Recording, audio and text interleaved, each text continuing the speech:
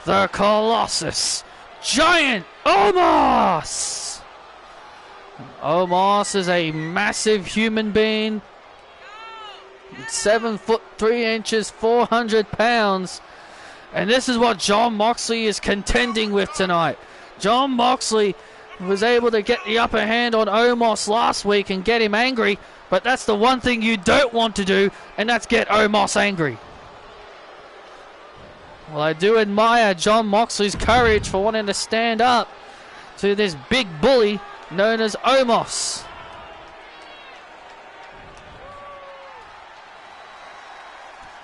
Ding, ding, ding. And here we go. This matchup's underway, and Moxley now. Oh, Moxley trying to out-wrestle the big man early. And Moxley's got to use his striking. He's got to use his speed. Oh my God! And he's got to do whatever he can to avoid Omos. He just said he had to use his speed, but then he got chucked over Omos's 7 foot 3 inch body. And Omos now looking to decimate. Oh, Jon Moxley. And now Omos into the quick cover on Moxley to try and put this matchup away early, and Moxley getting the shoulders up.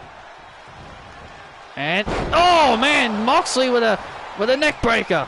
Moxley was able to get Omos off his feet momentarily. Oh, look at this! And now Moxley tackles Omos off his feet. Well, that's a good way to get him off. And now Moxley showing no fear of Omos. And now what the hell is Moxley going to do here? And oh my God, a DDT on the apron! Moxley with a DDT on the apron. You've got to be kidding me! Omos is back up, and he shoulder tackles Moxley. Oh my God! Omos just took a massive DDT on the apron, and he's still standing after that. It's going to take a lot more than that, I feel. Oh, man. And now Omos just chucking Moxley into the crowd as now these two now begin fighting out in the WWE Universe. Oh, big boot by Omos. Moxley showing absolutely no fear.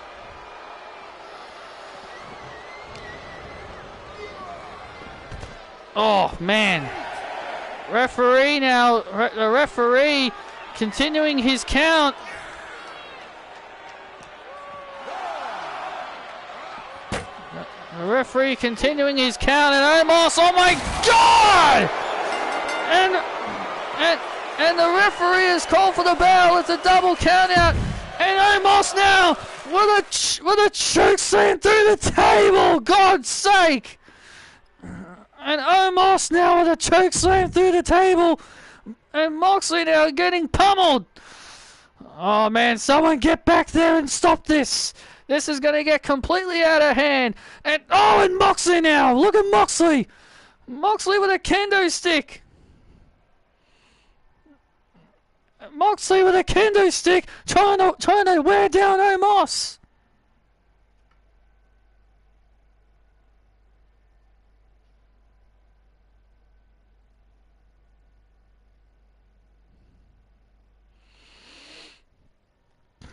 And now look at this now Moxley trying to fight back.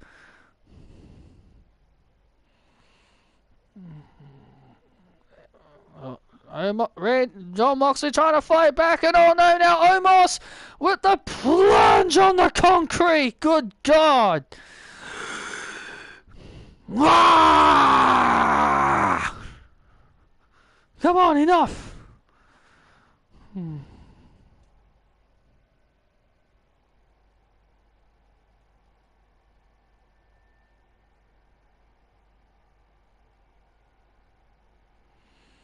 My God, who the hell can stop Omos? Yeah, I've seen that channel, the many heel turns. They posted Shotzi's heel turn on Sasha, comment saying it was a terrible turn and it hurt Shotzi. Well, blame Vince. Vince didn't like Shotzi as a face. I didn't like Shotzi as a face either. I think Shotzi fits better as a heel, if I'm being completely honest. Especially with her new character. Especially with the new character she has now. The new character she has now, it would work so much better as a heel. A psychotic person that just wants to cut people's hair off, that sounds such a very heelish thing to do. That's a very heelish thing to do.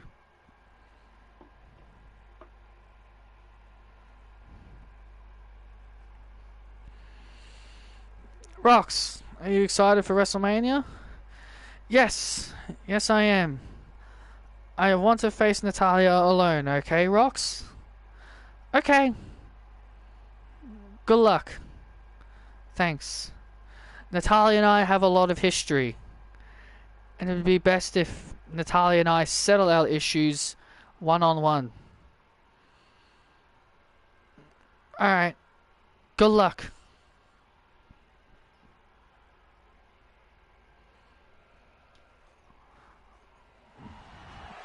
Honestly, I didn't mind Shotzi as a heel. To me it had potential. The little mini story she had with Aaliyah was not too bad.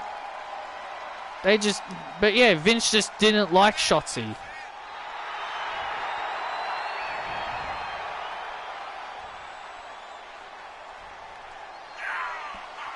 But I think her current character now should be a heel. It would fit so much better. A psychotic girl who's nuts and just wants to cut people's hair off. Yeah, that sounds very heelish.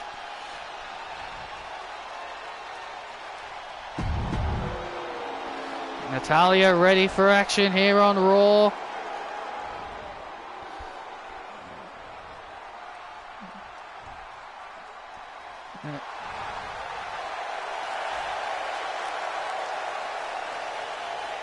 And her opponent from Union City, New Jersey.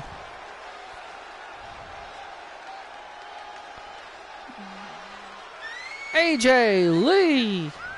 Also taking away the tank is why it wasn't liked. Why should she keep the tank as a heel? I don't understand that.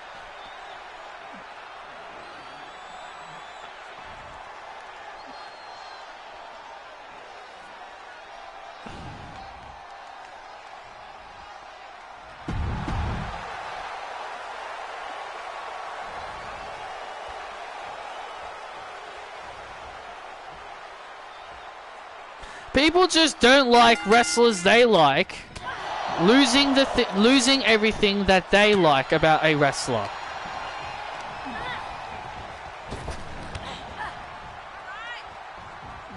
That's the real reason why they hated the heel turn. They didn't want to give it a chance. They didn't give it a chance. It was just, oh, they took everything I liked about Shotzi away, so now I don't like her anymore. So now I don't care. That's the reason why people didn't like it.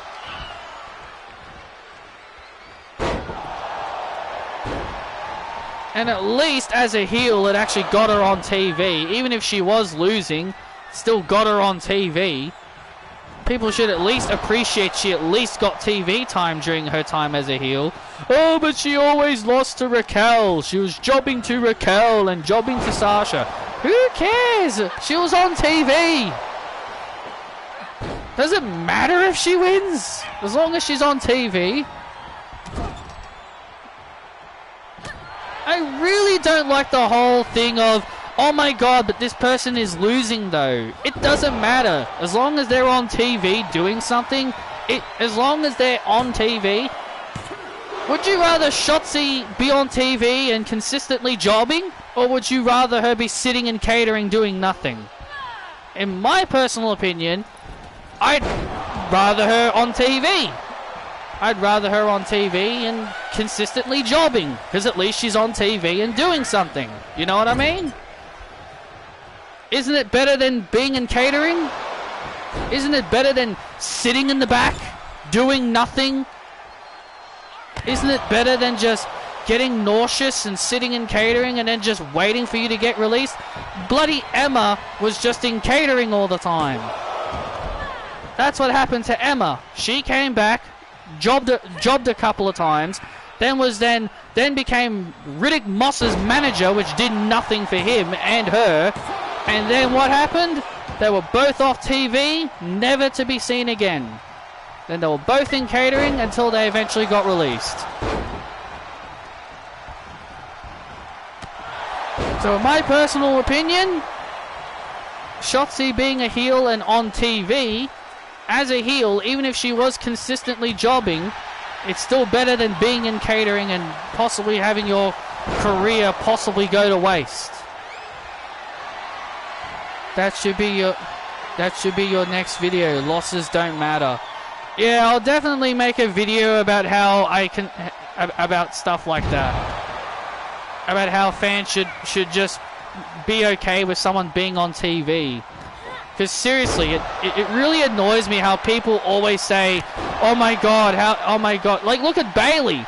Like she consistently loses and not once they have ever put her in catering. I mean, maybe during her babyface. I mean, not even during her babyface era, she was really in catering much. And now Natalya had something planned there, but AJ Lee now. AJ Lee and Natalya know each other so well. They've battled countless times for the Divas Championship back in the day. AJ Lee now brings Natalya down. Oh, wait a sec. Oh, was thinking the Black Widow. Oh, Natalya going for the Natty by Nature clothesline, and AJ ducks under. AJ ducked under the clothesline not once but twice, was able to avoid. Because remember, AJ and Natalya have so much history between each other. The history between these two speaks volumes. The matter of times that these two have fought each other over the years.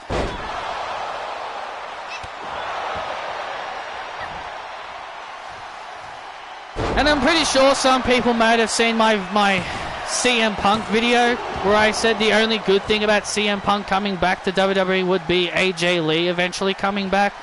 That would really be the only thing I'd be okay with Punk coming back for. Oh, and now AJ, alright, AJ gets caught. And now AJ in a very familiar position. The sharpshooter locked in, a very familiar situation for AJ Lee. Sharpshooter locked in. Is AJ going to submit here?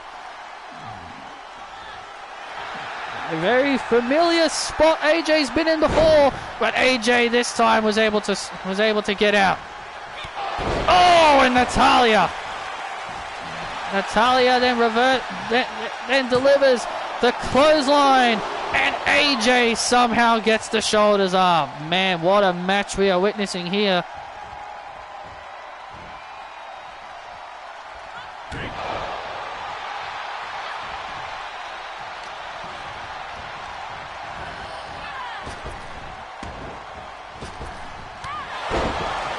And AJ with a devastating spinning heel kick. It's ironic how Aaliyah was on TV under Vince McMahon, and then once Triple H took over, she was bloody put in catering, and then she got released. But yet, people didn't believe me that Triple H was never a fan of hers.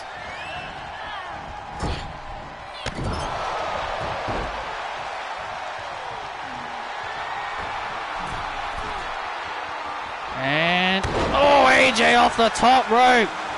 AJ Lee off the top rope with a beautiful elbow drop to put Natalya away. Oh, and a kick out again. Somehow, someway, Natalya still got some fight left. What a matchup we are witnessing here between these two icons. Natalya believed that this year's WrestleMania could very well be her last. AJ's kiss! And there's the AJ's kiss to Natalya.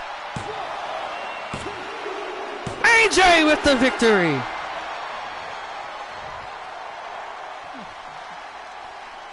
And And AJ Lee with a hard-fought victory.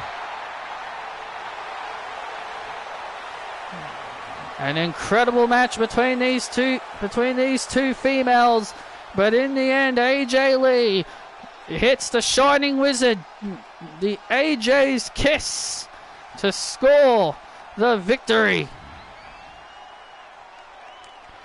And AJ and Natalya shaking hands out of respect for each other.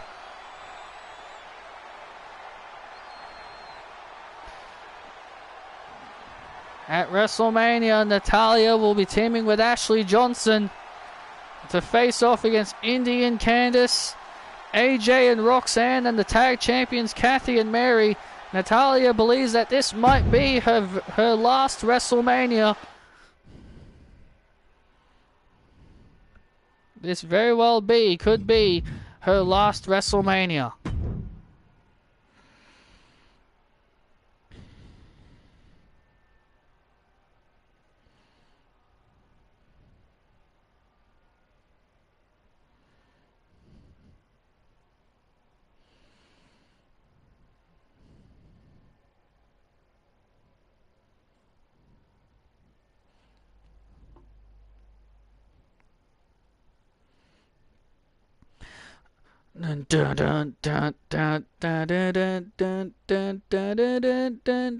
Oh, wait on a minute. Oh, finally, we're in the presence of the Queen. Bow down. All hail the Queen. Well, we are in the presence of the Queen. Here comes Vanessa Rogers and JC Jane. I wonder what the Queen's Court are here for. Well, JC Jane said earlier today that Charlotte has a new member to announce for the Queen's Court. So who is it going to be? Who is this so-called new member of Queen's Court? We're about to find out next.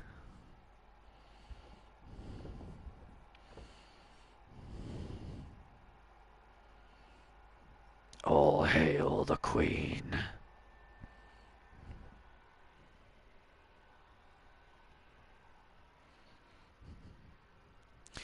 I find it funny how, speaking of Charlotte, I find it funny how fans want to see Charlotte perform new moves and, and elevate other people. And then she does two of those things in that match with Io. She does like a super Samoan drop off the top rope, and then people are like, oh, of course, she does a Samoan drop. Or she puts over Io, but then they're all like, oh, thank God Io retained. People got to realize Vince is not in charge anymore. Like, I know it's Charlotte. I know it's a Charlotte Flair match, but holy God, people are still behaving as if Vince is still in charge and, oh, Charlotte could still win the title. Triple H is not going to have Charlotte win a title this year.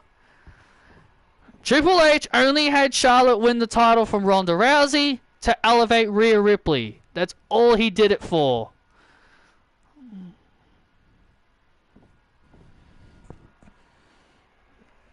But no, we live in the world where Charlotte Flair has put over Io Sky twice and fans still won't give her the appreciation for putting over Rhea and Io.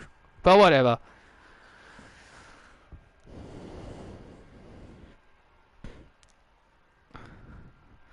So,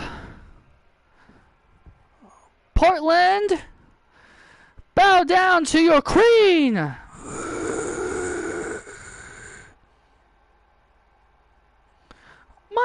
God, you people are rude.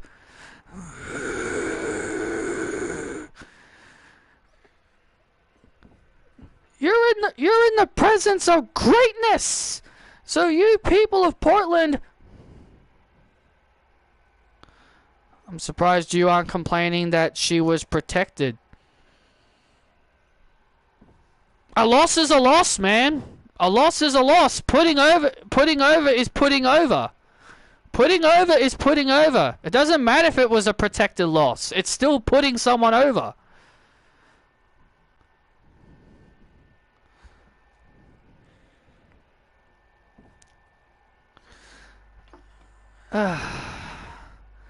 Hello, Boston. Bow down to your queen.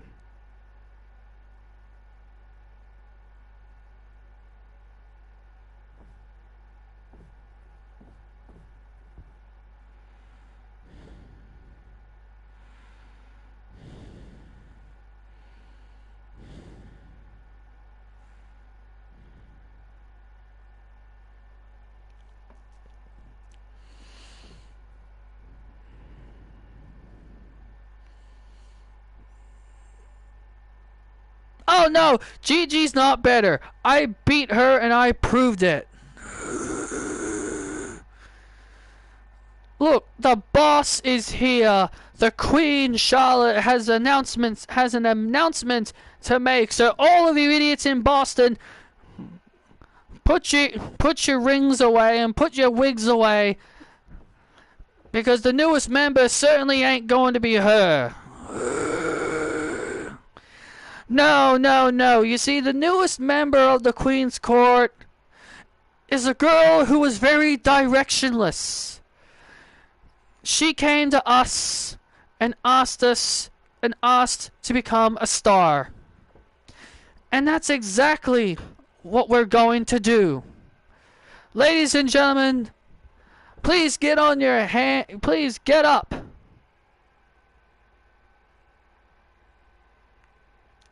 She's still in NXT, so shut up. Sorry, my queen. Sorry, I didn't mean to interrupt you. It's okay. So, ladies and gentlemen, please welcome the newest member of Queen's Court, former member of Chase University, Thea Hale. What? Thea Hale?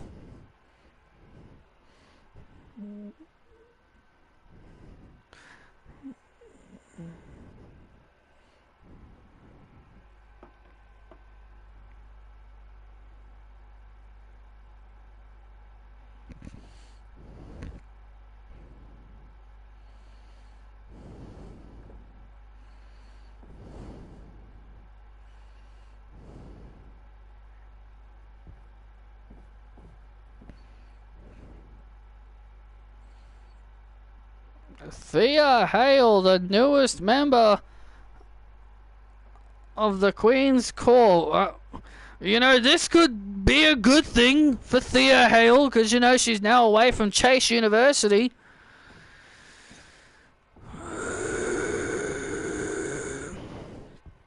So, Thea, why don't you tell the world why you decided to skip class and graduate? Well, you see, Charlotte, it's quite simple, really. I appreciate you. When JC told me how good of a leader you've been, I mean, honestly, I have wanted to... Wait a minute. What is Bailey doing interrupting this? Well, Charlotte doesn't look too pleased. Here comes Bailey. Whoa, whoa, whoa, whoa, whoa. Charlotte, are you manipulating people?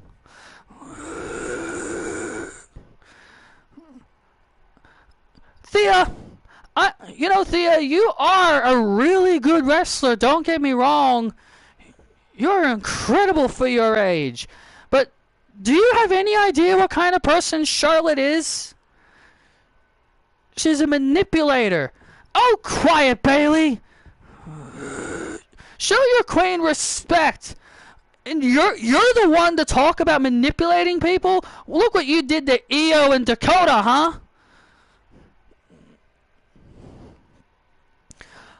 And we can't forget about the little blue-haired girl that is from this town that you manipulated. And then she took away your precious title. Look.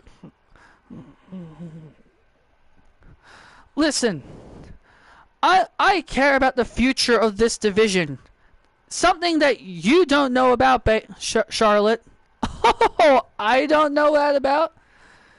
So Thea, why don't next week you show me what you can do next week?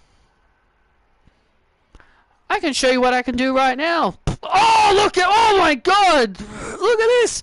Now 4-1 attack on Bailey! Thea, Charlotte, JC, and Vanessa with a 4-1 attack on Bailey. Well, this is what Bailey gets for getting involved in Queen's Court business. You want to get involved with me again? Huh? And now... Oh, and a big boot by Flair! Bailey being quadruple teamed. Put her in the Kimura, Thea! Put her in the Kimura! Oh no, now Thea's got Bailey by the arm! And look at this! Oh, now the Kimura! And now the Kimura! And now Thea with that devastating Kimura! Bailey's tapping! Bailey's tapping! Let her go, let her go, let her go! And now Charlotte Flair now has the legs of Bailey. And now the figure eight. Oh, man.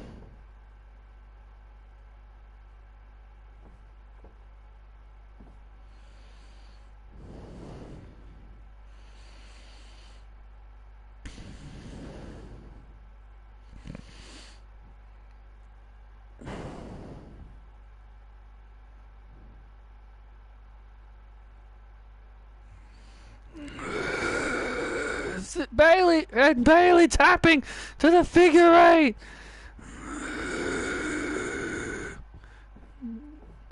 Get her up. Oh man, come on. Oh, this is going on. This is becoming a complete utter mugging. Oh, Rockstar kick to Bailey. Well, that's what Bailey gets for getting involved with the Queen's Court, ruining things. Oh, come on now. Oh, come on now. And now the My Time.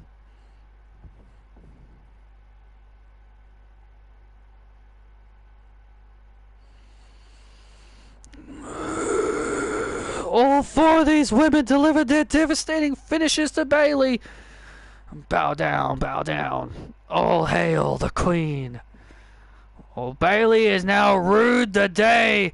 Has now officially rued the day for getting involved in the Queen's Court business. Get that match made official next week.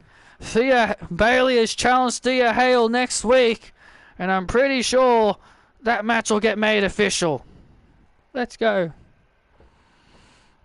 And there you see Finn Balor ready for action. He'll be going one-on-one with Cortez.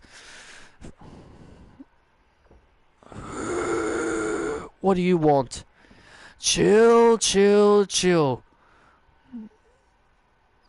I thought you guys left the arena.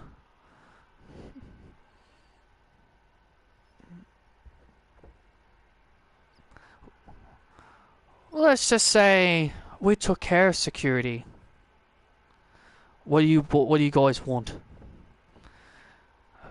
Finn, aren't you tired of catering to these people?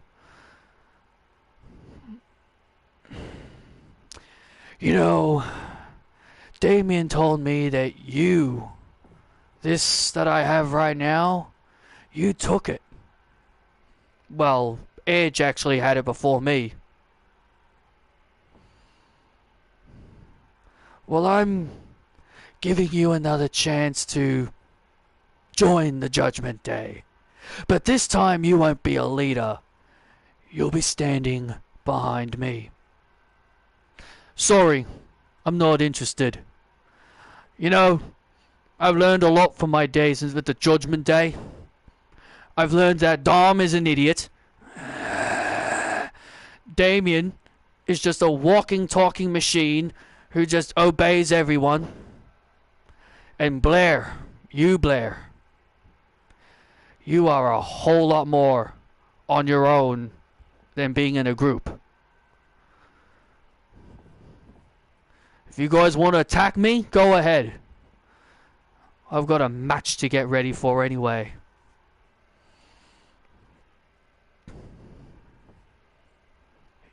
Want us to go deal with him? Nah, Dom. He ain't worth it.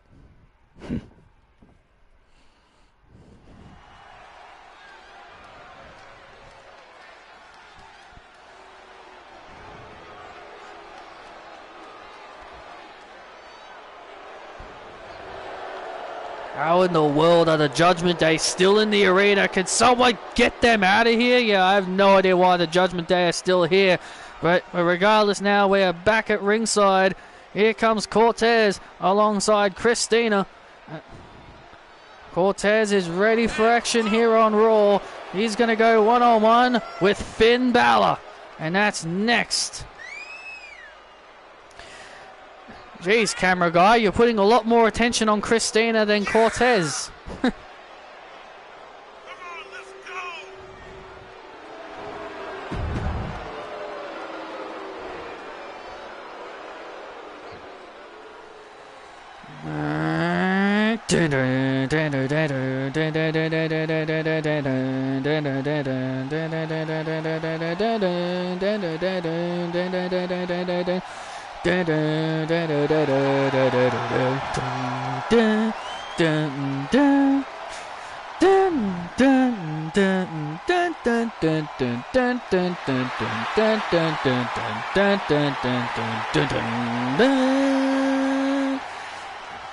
And his opponent from Brave, Calgary, Wolf Island, Finn Balor. Oh, Finn Balor. We just saw the Judgment Day looking to try and convince Finn to come back into the family.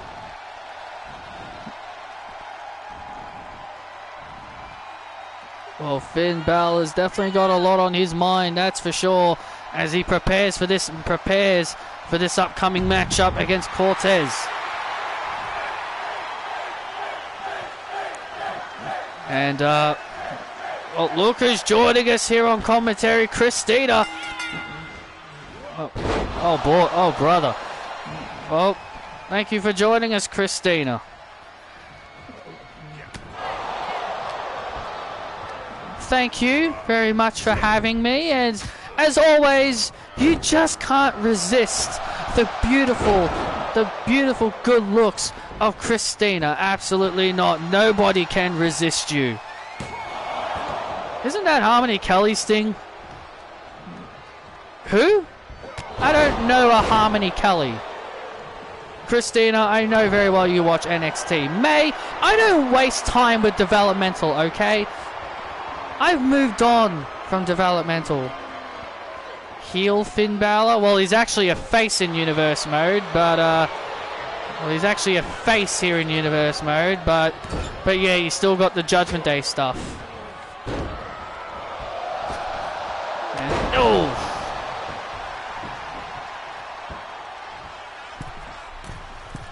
Now. Oh! I don't waste time with developmental anymore, because I've moved on from that. You say that, but you went to NXT a few weeks ago. Hey, May, bite your tongue. Yeah, bite your tongue, May, out here. You're in the presence of greatness, a future women's champion right in front of us. And personally, I believe you would make that TV championship look great around your waist. Even better. I bet I could even be the one to beat Saraya. I bet I could even beat Saraya. Well, maybe you should prove that. When the I'll prove it when I'm ready to prove it, Cole. Now Finn Balor now trying to hammer away on Cortez here. Look at Finn Balor go. A Grand Slam champion. Finn Balor is a Grand Slam champion and won every championship possible. Has won every championship possible in WWE. And now Cortez now looking to blow off some steam after the choice words by John Cena that were made to him last week. Yeah, John Cena might have made a big mistake making Cortez angry, because now Cortez is now, look at this. Oh man, a man possessed. John Cena is going to regret saying that my husband is not ready.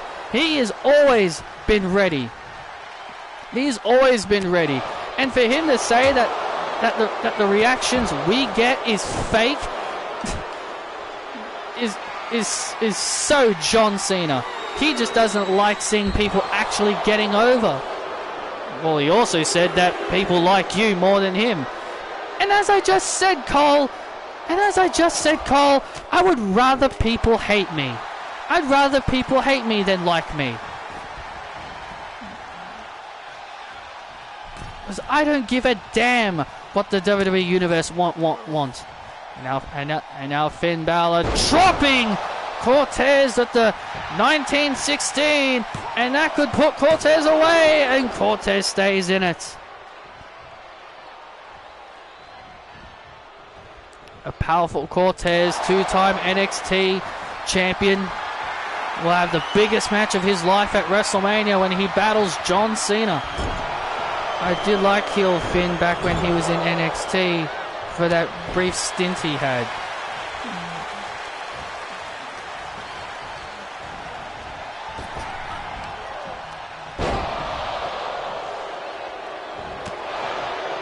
Fair enough.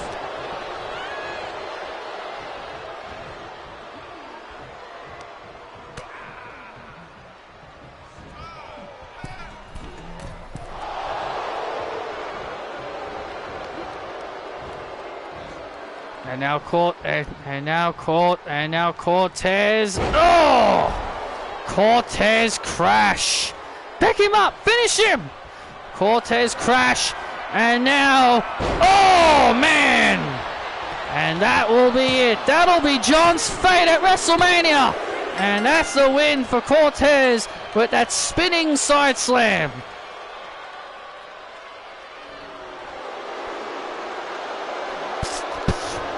And Christina leaving us. God, I'm happy she's gone. I can't stand her.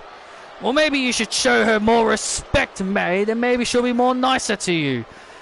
Cortez and Christina really getting on everybody's bad side, but regardless, Cortez sending a message, using Finn Balor as a message to John Cena.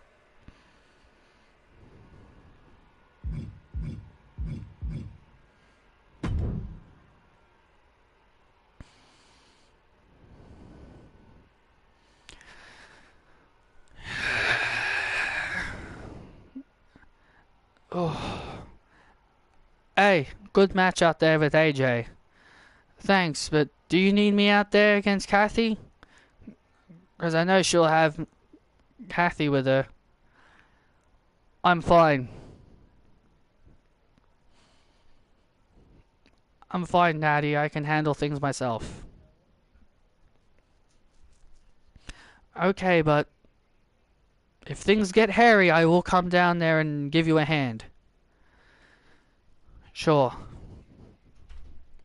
You've never been much for words, are you? Natty, you know I'm not good talking to people. I've always been, you know, the quiet, shy girl from Britain. Look. It doesn't matter, alright? I didn't mean to bring up something from your past, but all I'm saying is, if you ever need me, if things get hairy out there, I will be there for you. Thanks. Now go make Kathy tap out. I've done it before, and I can do it again.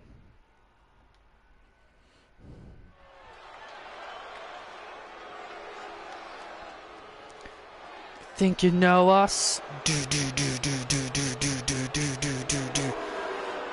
And here come a very egotistical duo.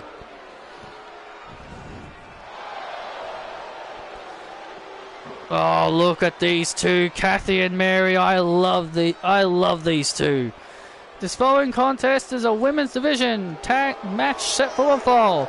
Making her way to the ring, being accompanied by Mary Quinn, from Toronto, Ontario, Canada. She's one half of the Women's Tag Team Champions, Kathy English. Well, Kathy English claims that Ashley Johnson has never defeated her, when in reality, Ashley has defeated her for the NXT All-Star Women's Championship all the way back in NXT. So Kathy making a false claim that is actually not true. Well, maybe she might be onto something. Maybe Kathy has beaten Mary every time. Maybe Kathy's beaten Ashley every time following that encounter. But regardless, Kathy is a star, and just look at her. Well, here comes Ashley Johnson.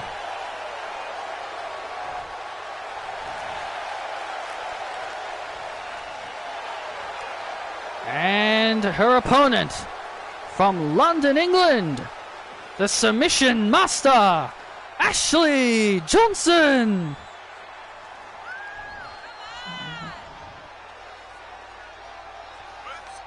Both are beautiful and talented and are the future.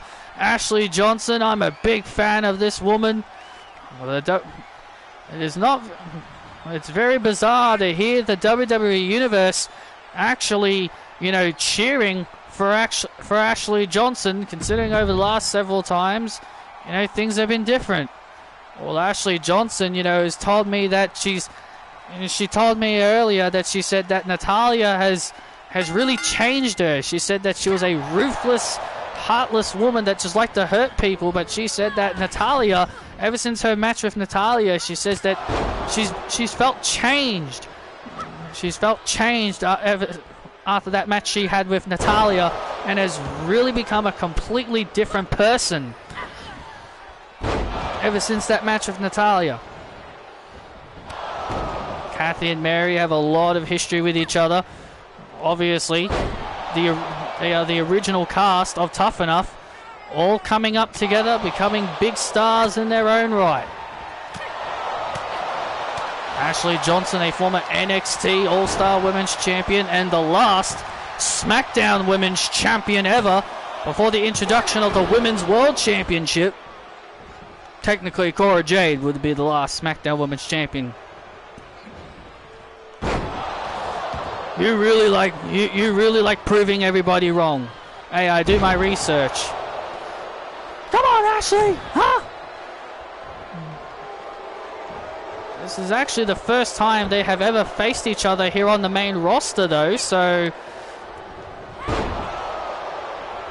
this is a interesting development, that this is the first time we've seen these two compete against each other on the main roster. They have fought a lot on NXT, though. Absolutely, they have fought a lot on NXT, but this is their first encounter on the main roster. And now Kathy brings down Ashley to knock her off in a kick out. Kathy is now ready to put Ashley in her place. Well, Ashley Johnson has a huge opportunity at WrestleMania to become the tag team champion with the woman that trained her Natalya. Oh, nice reversal. Nice reversal. Nice reversal there by English. Oh man! And now and Ashley dropping Kathy on her head, and this could be it. Oh, and a kick out. Oh, and now look at Mary Quinn. Oh, look at Mary Quinn now getting on the apron. And oh, look at this. And now Ashley with the London Bridge. London Bridge on Mary, who's on the apron. Mary's on the apron. Mary's on the apron. Mary's tapping to the London Bridge. And Ashley now lets her go. Toronto darts. Toronto darts. Off the distraction. And English gets the win.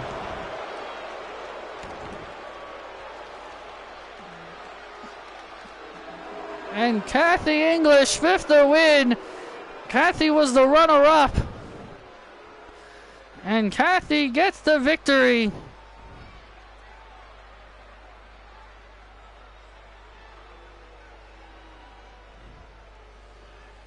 Oh, now look at this. And now Kathy and Mary are not done. And Kathy and Mary are not done. And now in a 2-on-1 attack on Ashley Johnson. Kathy and Mary now with a 2-on-1 attack on Ashley Johnson.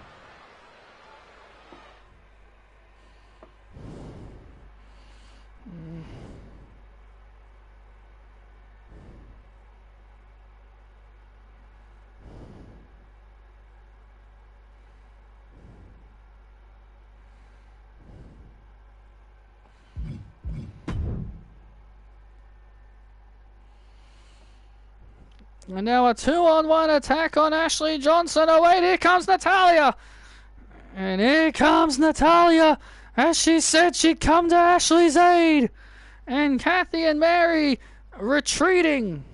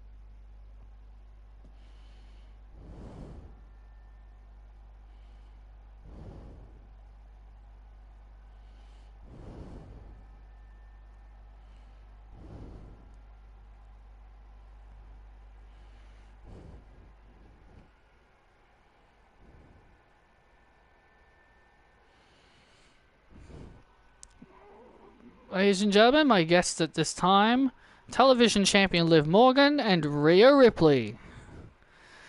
Now, obviously, this is just a one-off occasion, but Liv for Brutality has reunited for one night only as the two of you team up to take on Ruby Soho and Isabel of the Saviors.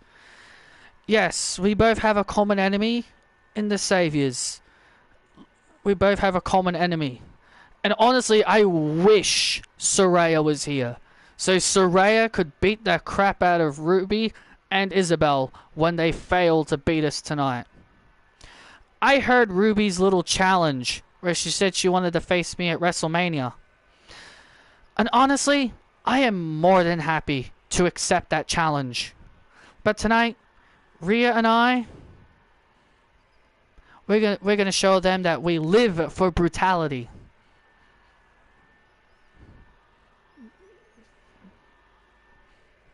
And they will also watch us.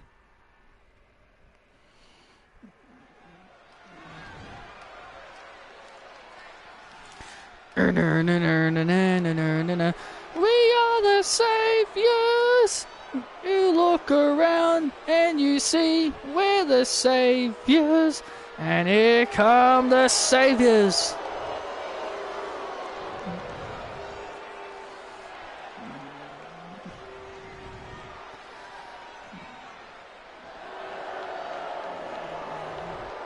This following contest is a tag team match. Making their way to the ring, representing the Saviors, Ruby Soho and Isabel. Well, Ruby Soho and Isabel ready for tag team action to take on the reuniting Liv for Brutality. But remember, this is just a one night only agreement that Liv and Rhea have gotten back together. They said that they're working together because they've got a common enemy, and that is in the Saviors. Well, Ruby Soho will face Liv Morgan for the television championship at WrestleMania. Pairing Grayson with Austin is the best they could come up with. A-Town Down Under. I know. I wish Grayson was still a singles guy. He doesn't need Theory.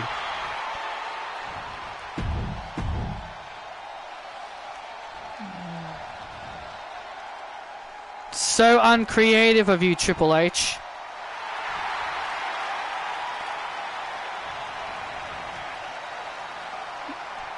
This is my brutality.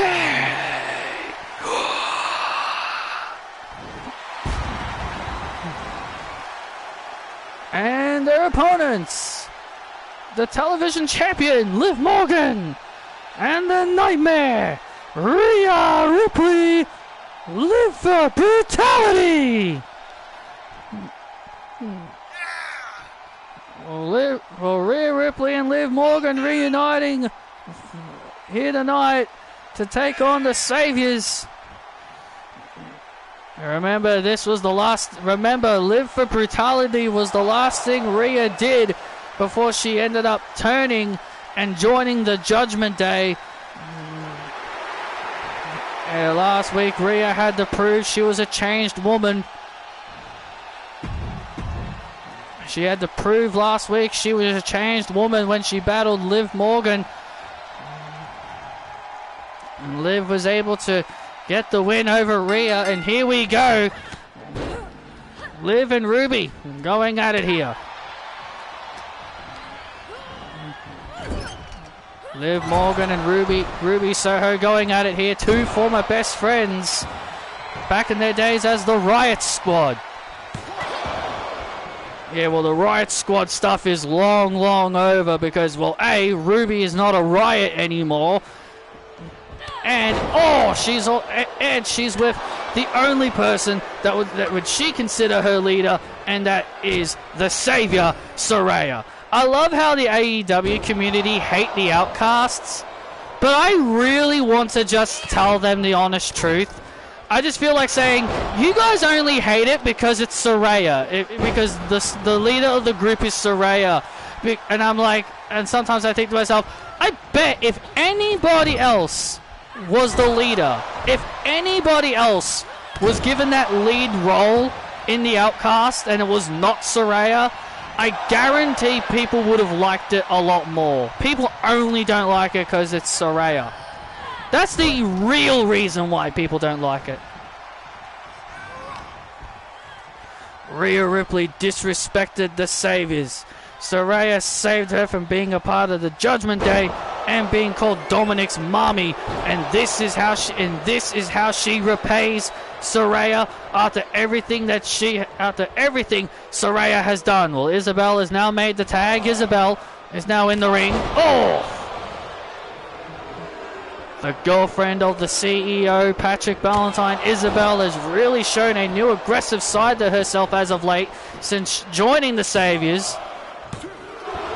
Saraya has gone out of her way to say Isabel is one of her favorite members of the Saviors because she says that she loves Isabel. She treats her like a star, better than what Alexa Bliss and Charlotte Flair ever did. That's completely false. Isabel's a multi-time tag team champion with Alexa Bliss. But now Liv Morgan with the double knees. Liv Morgan with the double knees. With the double knees to Isabel to put her away and a kick out. Oh, look out. Oh, and look at Ruby. And Ruby now trying to... Oof. And now Isabel springs off the ropes, and Ripley now from behind. Remember, Isabel and Rhea Ripley were once close friends.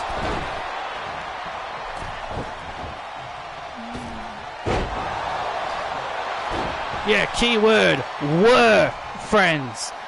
But their friendship is now long over because Rhea decided to desert the friendship. And now Liv Morgan makes the tag to Rhea. And here comes Ruby. And now Ruby Soho looking to teach Rhea a lesson. And at WrestleMania, Rhea Ripley and Saraya will go at it for the WWE Women's Championship. You can't forget the last time Rhea competed for a women's title at WrestleMania, she won it. Oh, look at this! And Ruby with the destination unknown. Oh, and now Liv gets dropped on her head.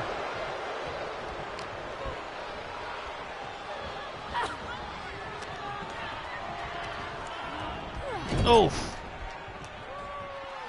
And Ruby now gets sent into the corner. And now Rhea with the shoulder tackles. Drop kick right to the face. Things are not looking very good now for the Saviors, if you ask me. Oh, wait a second. Oh, wow, nice reversal. Nice reversal there by Ruby. Nice reversal by Ruby. Oh, wait a second. Ruby was thinking Soho kick. She was definitely thinking something. And now Isabel making the tag. Oh! And Ripley now... And now Ripley sensed it! Oh no. Oh no.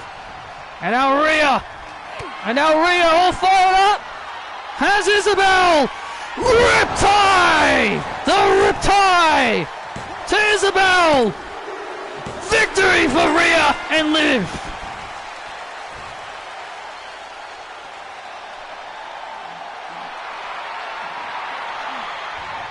Oh man, Ripley and Liv Morgan with the win here on Raw.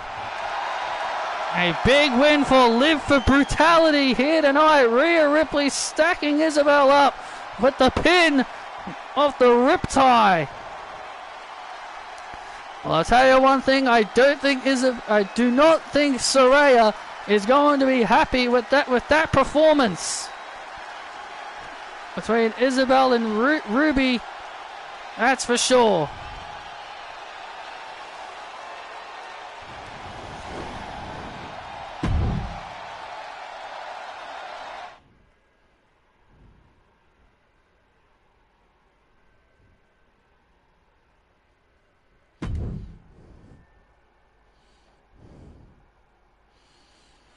I swear, Grayson Waller could have easily challenged Rey Mysterio for the United States Championship, but no! Let's just pair him with Austin Theory for some stupid reason.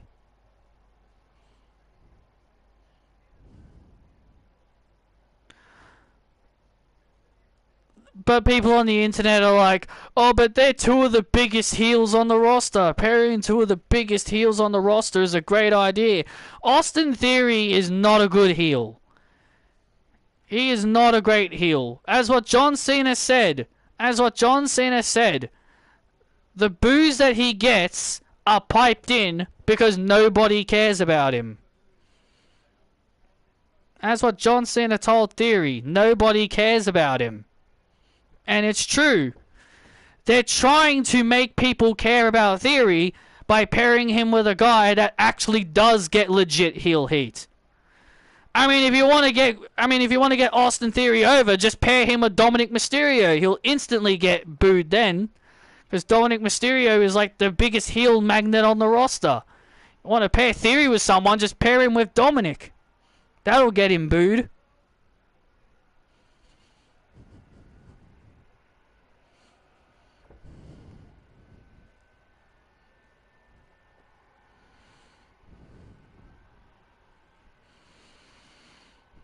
Well, Kenny, coming up, you're about to go one-on-one with the man that you fought at WrestleMania in your debut, Roman Reigns. How are you feeling heading into the match? Well, I wish Drew was here so I could show him what would happen to him at WrestleMania, but I get it. He's a busy man as WWE Champion.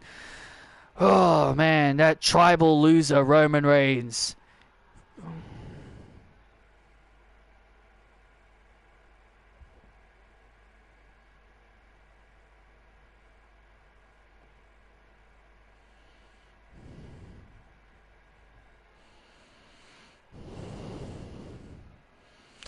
But Roman, he still thinks he's the tribal chief, despite that he's been told that he can't be that anymore.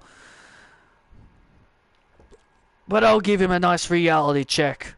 with a one-winged angel. They pushed Austin and gave him 2 boring title reigns. One was way too long, kind of treating him like Drew McIntyre. Yeah, treating him like he's the chosen one. Yeah, treating him like he's the chosen one, pushing him way too fast, way too soon. Fans just do not care about him. Sure, I will give Theory this.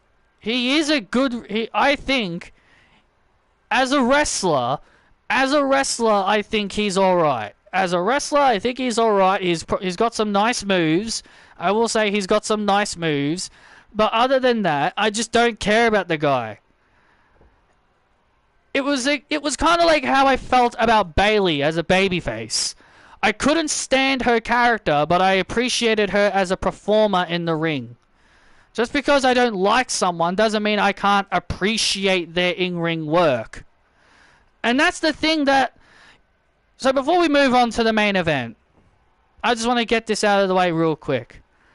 The one thing that I don't like in the wrestling community is that when you say you don't like someone, they will consider the hate that certain wrestlers get is forced.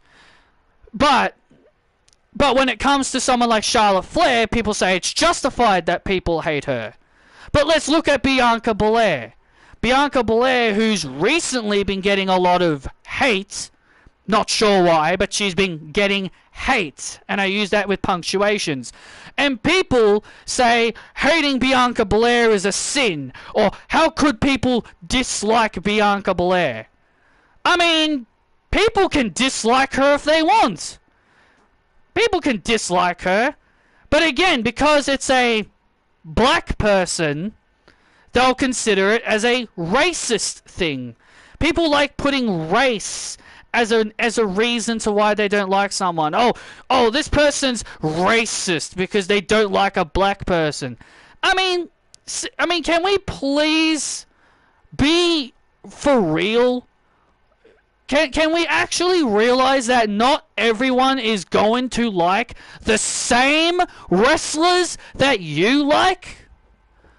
And that's the part I get so frustrated about. Even with you, Sean, I just get frustrated whenever I see, and it goes for everyone, including you, Sean, and including my other friends. It drives me nuts whenever I like someone, but it's a crime that someone doesn't like a wrestler that you like. Why is it such a criminal thing that I don't like Johnny Gargano, or don't like Candice LeRae, or I don't like Shotzi? You know what I mean? It's like, why does this always happen? Like, why can't people realize that people are different? Everyone has different taste. If you like a Shotzi, if you like a Candice, you like a Johnny, fine. You can like them, but that doesn't mean I'm going to have to like them. That doesn't mean you're going to have to say, oh, I don't like them because so-and-so, or my reasons for not liking them is stupid. How is me saying I don't think Shotzi is a good wrestler is a stupid reason? I didn't like Lacey Evans, and she was terrible. And now she's crying on podcasts somewhere about how saying she never got opportunities, and how she nearly got into fights backstage. Like, who... It's bad enough when you have wrestling fans who beg for certain people to get pushed, but when they do get pushed, fans start saying it's a bad thing. When they want, like, a group like the Judgment Day pushed, and then they turn on it, saying that Charlotte Flair needs to start putting people over. And when she does start putting people over, they don't give her any credit for actually elevating someone. You know what I mean? And then you get Ronda Rousey. Who didn't belong in the wrestling business, but people just, accepted her like she belonged in the wrestling ring. And then you get Logan Paul. People hate seeing celebrities come in to wrestling. But Logan Paul? He's the exception because he gets it. He's a good wrestler. He actually likes being in WWE. Oh, he's a good wrestler. That's why we appreciate him. He's a celebrity that can actually wrestle. So? So what? I don't like him. I think he's a complete utter idiot. Especially as a human being. I think he's a disastrous human being in real life. I think with all the things I've heard about him in his real life, I think Logan is an absolute loser and an idiot.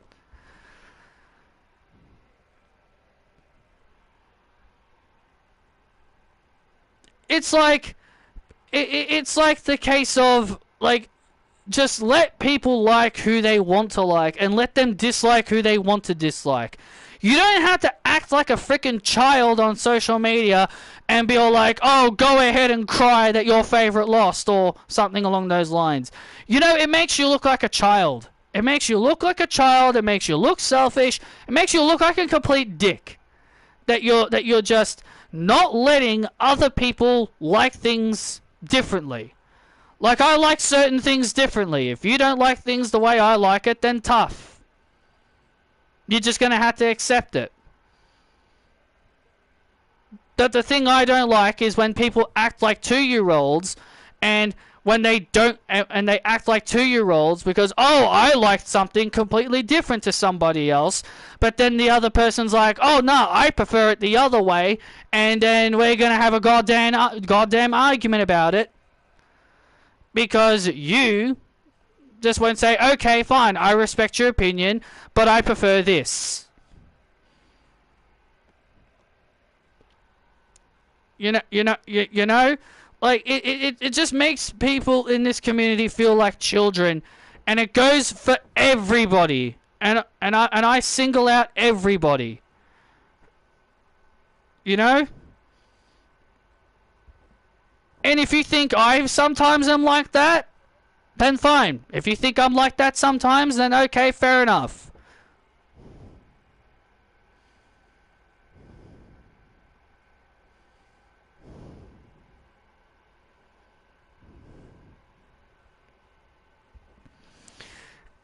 And here's the thing. I didn't like AEW much at the start, but I find it annoying. I find it annoying that people think, oh, now I like AEW? Like, why do I like AEW now? Like, sure, I never gave a shit about Saraya in WWE when she was known as Paige, but for some reason she got me to like AEW and give it a chance. I don't know why, I don't know how. Saraya convinced me to, you know, to watch her feud with Britt Baker. Toni Storm was good. Toni Storm, you know, the shit she's doing now, like, it's amazing. Giving her a character, giving her a character has been like the best thing that's ever happened to her. Like, Jon Moxley is Jon Moxley. Then you get idiots like CM Punk who ruins everything, and then you get, you know, Keith Lee. You know, he hasn't really been the same since leaving WWE. Aleister Black, or Malachi Black's been running his own faction with Buddy Murphy, or Buddy Matthews as he's known as now. But, you know, there are people in that company I like. So, of course, I'm going to watch them specifically. I am not watching the entire company. I'm not supporting the company. I am supporting the wrestlers I like. And that's the other thing that I really, really, really hate. How people think me watching something else means I'm supporting Tony Khan. No, screw Tony Khan. Screw Tony Khan. I don't give a shit about that guy. I think he's a complete utter crybaby. Especially how he acted on social media when NXT beat AEW in the ratings. I would never want to work with him. If I was a professional wrestler, I wouldn't want to work with him. I wouldn't want to work with him because he's a friggin' crybaby. He acts like a 2-year-old on social media, all because AEW lost in the ratings. But I watched AEW for Saraya, for Toni Storm, for Ruby. Hell, I've grown to like some of the talent he has there, like Anna Jay, Sky Blue, for example, 2 People, for example. You know, Hell, he's got 2 Australian guys. Aussie Open, Mark Davis, Carl Fletcher. I would never have known who they were if it wasn't for me watching AEW. So that's the thing. I watch AEW to learn about different wrestlers, not to support Tony Khan. Not to support Tony Khan. It's just to see other wrestlers, just to see different wrestlers. And that's how I transition things into universe mode. If I like who I see, maybe I'm interested in having them in my universe mode. That should be saved for its own video. But I'll discuss that another time. And now Impact. It's being now reverted back to its original name, TNA. I watch it for Deonna Purrazzo and Trinity, or Naomi, as people know her as. I watch it for them two. Sure, not as many as AEW, but it's still better than nothing. I'm hoping Emma goes back to Impact or TNA. I like to see Emma go to TNA. And if I knew how to watch that World Series Wrestling, if I knew how and where to find it, I would watch it for Cassie Lee, Peyton Royce, as people know her as. I'd definitely watch it just for her. I watch wrestling to support the wrestlers, not the company. But I just wish people would just understand that not everyone is going to like the people they like. That's all I want people to understand. But people have to act like 2-year-olds and carry on as if, oh, it's a sin that you don't like this person.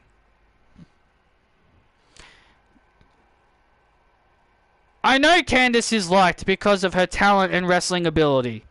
I know that's why she's well liked. But yeah, she doesn't have a character. Like, why should I care about her if she doesn't have a character? Johnny Gargano's the same thing. He's just a wrestler. Candice and Johnny would get over more if they were in a company like AEW. Because AEW doesn't use character work much.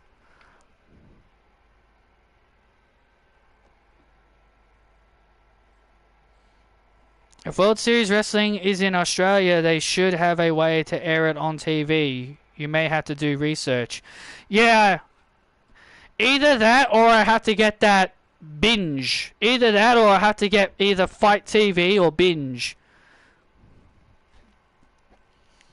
But yeah, Johnny and Candice would get over better if they were in a company like AEW. A place where they can just wrestle and they don't have to worry about character work.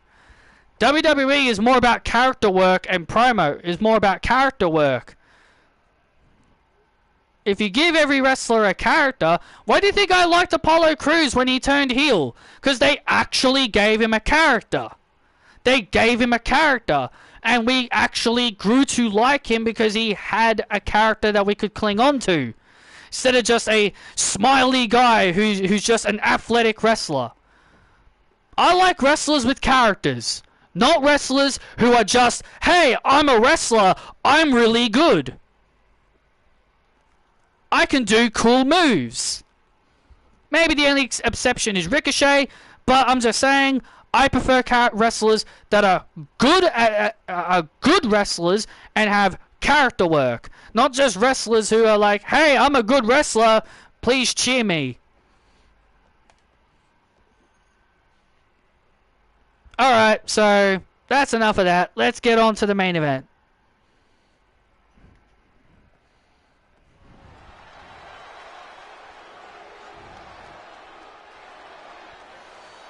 And now, ladies and gentlemen, it's time for the main event here on Monday Night Raw.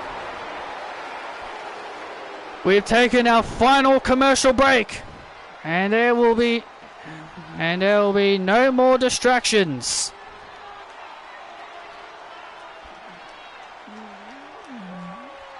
And here comes Roman Reigns, the tribal chiefless Roman Reigns.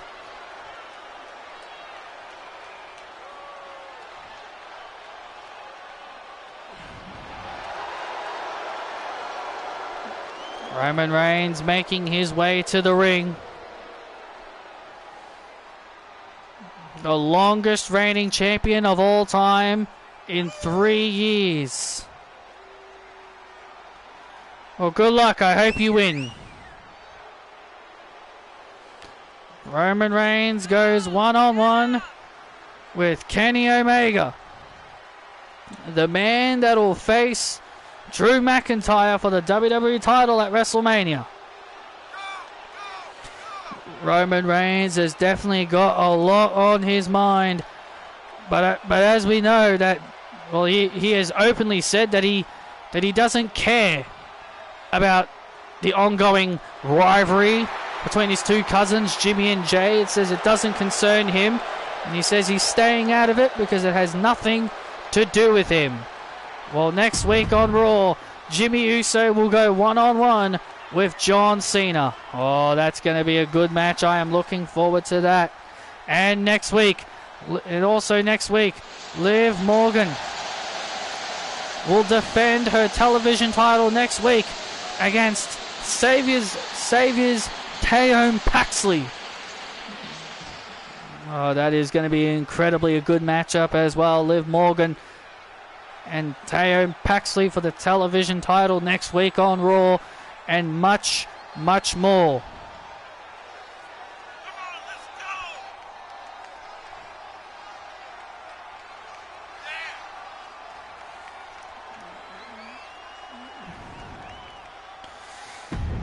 I mean, it's whatever, Isabel. You're busy. You don't have to worry about being late. You don't have to worry about being late.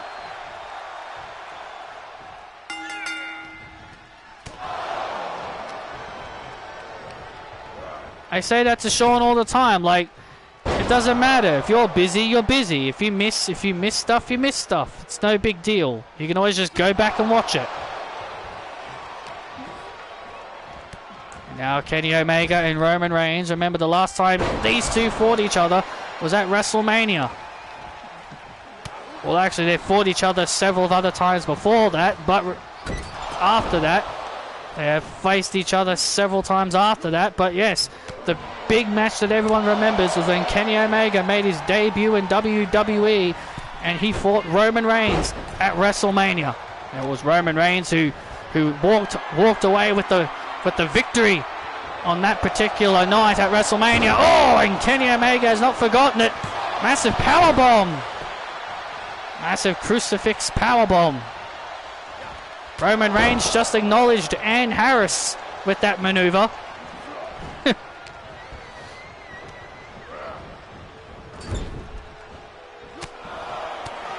now Roman Reigns in control of Kenny Omega. Acknowledge me, Kenny! Acknowledge me! Ah! Oh, look at this. Roman Reigns demanding to be acknowledged, but that ain't gonna happen. You're not the tribal chief anymore, man! And Kenny Omega, whoa! Dumping Roman to the outside, telling him... Yeah, you heard what he said, telling him he's not the tribal chief anymore. Whoa, and Kenny Omega takes out Roman Reigns. Kenny Omega takes out Roman Reigns. Oh, look at this, a powerbomb. And, oh, man, and Roman's head whiplashing. Roman's head whiplashing off the steel steps as Kenny Omega has now completely turned this matchup around. Roman Reigns is still delusional in thinking that he is the tribal chief because Jey Uso gave up the right to be known as tribal chief. Roman Reigns is delusional. Oh! Yeah, even though the CEO Patrick and everyone told him that you can't be the tribal chief. Oh! Do you think Sammy beats Drew? No. I think Drew will win. Oh, drop kick right to the face. I know Indy Hartwell won't win tomorrow, so I'm not going to get my hopes up for that match. Oh my God! What a move by Kenny. What a move by Kenny Omega. A swanton bomb to put Roman Reigns away and a kick out.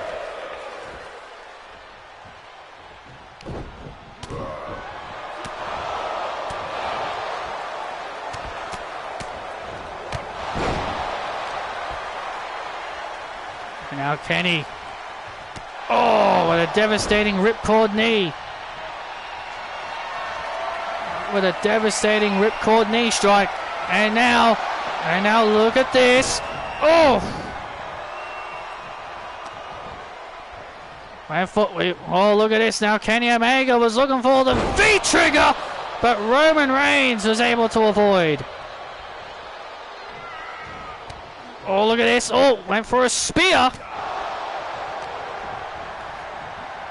Went for a spear. And Roman Reigns drops Kenny with a flapjack. Now Roman looking for a spear. Oh, man. Kenny Omega blocks it with a clothesline.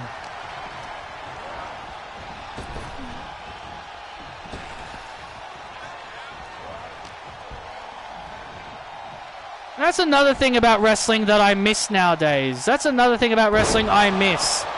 The high drama isn't there anymore. Like, the tension isn't there anymore. The unpredictability isn't there anymore. Like, the sense of anybody could win is not there anymore. Like, back when I watched it, like, it wasn't as super predictable back in the day. It wasn't as super predictable back in the day. But nowadays, it's so blatantly predictable and so blatantly obvious. So, like someone like Indy Hartwell, like, we know she has absolutely no chance at winning. And now Roman Reigns with a spear! Roman Reigns with a spear! Kenny Omega is finished! And that could be enough! And Kenny kicks out! And same thing with Roman's matches. Like the sense of anybody could win, anything can happen is not there anymore.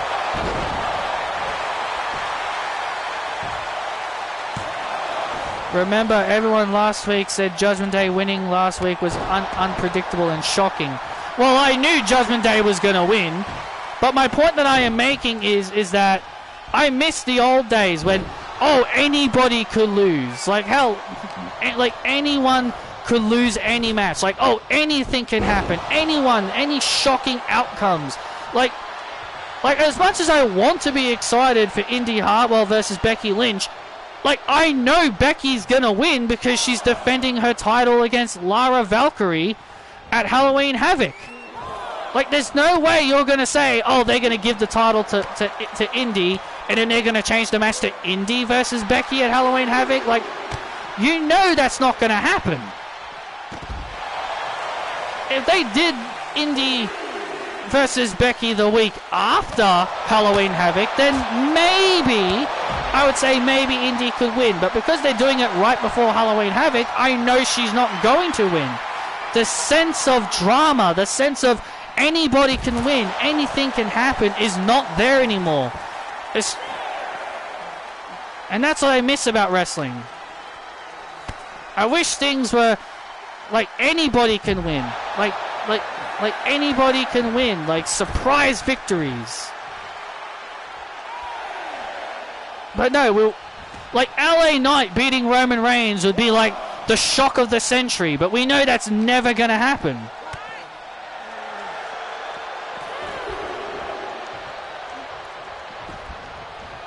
And now look at this. Now Roman looking for the spear. Kenny Omega catches him. Well, remember, they did change Wesley to Mustafa Ali. It's not going to happen. Roman was looking for the spear. And now Roman Reigns is called another one-winged angel. Sweet dreams, Roman Reigns. Ali only got changed because he got released. That is so different. That is completely different. Ali got released. It's not... Indy Hartwell beating Becky Lynch and then the match changing to Indy versus Lara is completely different to Trick Williams getting a title shot because one guy got fired. Kenny Omega stands tall here on Raw as he celebrates his victory. And what the hell's... My God, it's the Judgment Day! Judgment Day attacking Finn Balor backstage! What is this about? Look at this! Those pack of hyenas! Why are the Judgment Day still here? And now, oh goodness! Assaulting Finn Balor backstage! And